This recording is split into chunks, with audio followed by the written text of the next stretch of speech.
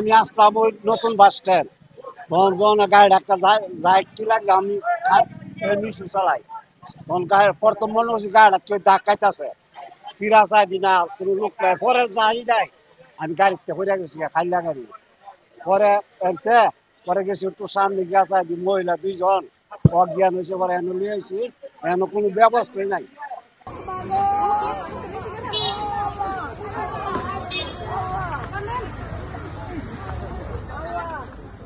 Family সবাই ভূমিকম্পের সময় বাড়িতে ছিল, যখন ঝাঁকানি শুরু হয়েছে ওরা বাইরেতে ছিল।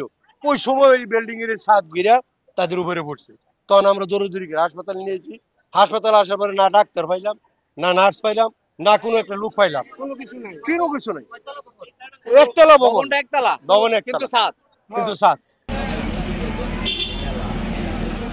শত শত রুগী আসতেছে, এলে শুধু পা ভাঙছে, হাত ভাঙছে, গ্লাস ভেঙে মাথায় পড়ছে, চোখে পড়ছে, কিন্তু এনে ডাক্তার নাই, কোনো শাবক নাই, কোনো কোনো কিছুই নাই, একবারে মানে মানে নাজেহাল অবস্থা আর কি।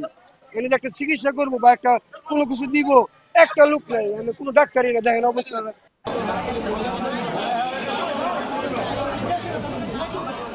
প্রায় ৪৫ জন আমাদের এখানে এসেছেন, চিকিৎসা নিতে এসেছেন। এর মধ্যে ২ জনের অবস্থা ছিল মারাত্মক। ২ জনকে হচ্ছে আমরা, হেড ইনজুরি ছিল, ২ জনকে আমরা চিকিৎসা দিয়ে ঢাকায় রেফার করেছি।